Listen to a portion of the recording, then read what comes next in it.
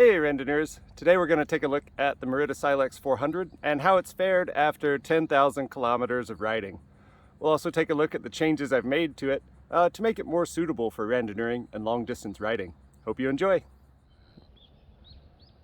To summarize, the Silex has just been a great bike overall. The steering and geometry of the bike has been really suitable for long rides. It's got a slack steering angle and long wheelbase, making it both comfortable and stable.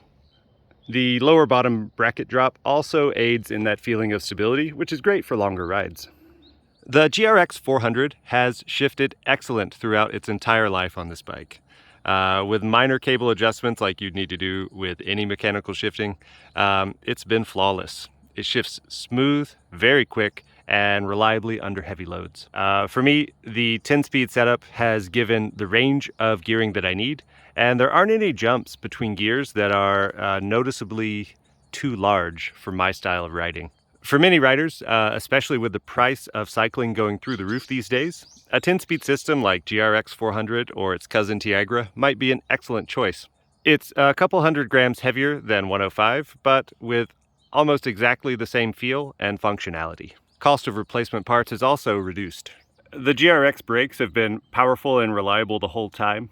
Keeping them from rubbing on the rotors has been a little bit tricky at times. Regularly doing half brake bleeds, just getting the air bubbles out up at the brake levers, has been helpful, as has centering the rotor with a proper tool.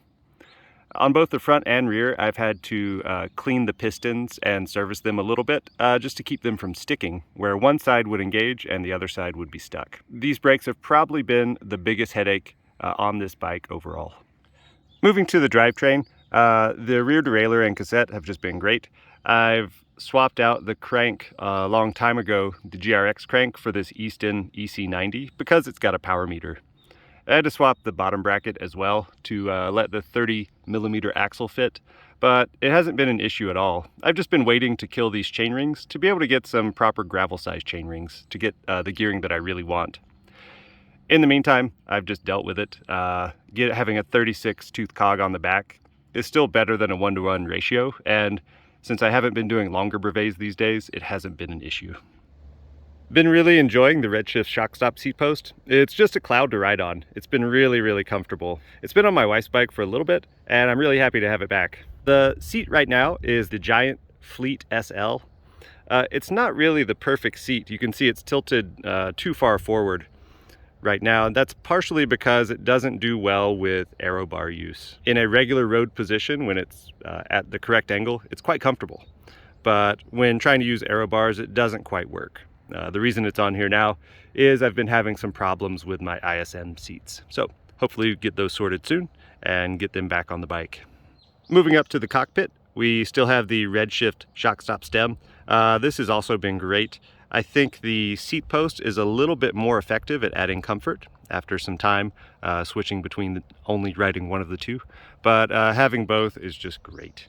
The handlebars are still the stock Merida handlebars. They're gravel bars, so they're a little bit more narrow at the hoods and they flare out at the bottom, giving a little bit more control for descents and rough conditions when in the drops. It also keeps the position a little bit more narrow when on the hoods. So overall, I expect to see a lot of bikes in the near future start opting for slightly more narrow gravel style handlebars, just like this. For the Aero bar solution, we have the Shimano Pro Missile. These were just inexpensive and offer some adjustment for the elbow pads position relative to the handlebar. This can be useful when swapping between bikes or when trying to find that perfect position. Between the arms, I have a water bottle mounted, again on a Shimano Pro Missile between the arms mount. Bottles launch from here pretty easily when you hit bumps, so I've been using the Arundel stainless steel cages. They grip them tightly. Haven't had any problems since installing this cage in this position. Also between the arms and shielded by the water bottle is the Lezyne Mega XL GPS. This has an extra long battery life, which is to me very suitable and valuable as a long distance rider, even if it lacks some of the functionality and color screen of competing products. Overall, it's been pretty reliable with only one minor hiccup before a ride with the server, which didn't allow me to upload rides to the computer. In that case, I just used my backup systems, which I described in the previous video. I've continued to happily run the Farsports gravel wheels on this bike.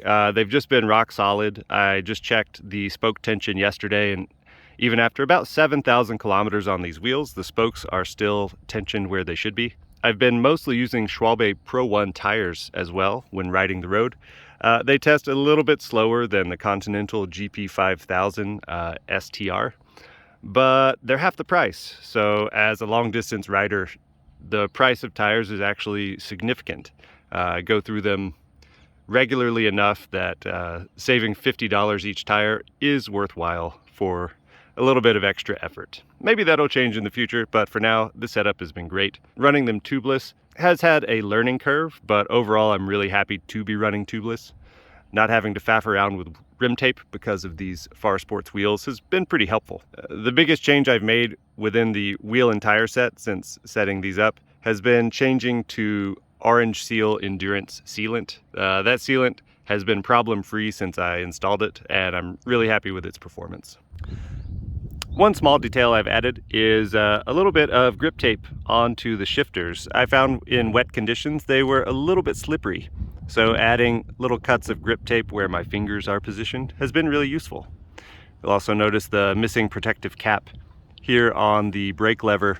The bike fell over, perhaps with me on it, trying to take a picture, and the cover was lost. So sad, so sad. So in summary, after 10,000 kilometers, how has the bike performed? And I can say it's performed really well. The bike, as it comes stock, would be a great replacement for a hybrid. We covered that in the first video. But this bike really lends itself to being adapted for a wide range of uses. It could be an adventure gravel bike. It could be a commuter. It could be a randonneuring bike like I have it here. Or it could be a touring bike with a few modifications. It's a flexible bike that's high quality. And for that reason, I can recommend it to a wide range of people with a wide range of cycling needs. But for an overbiked randonneur, there is still some performance on the table.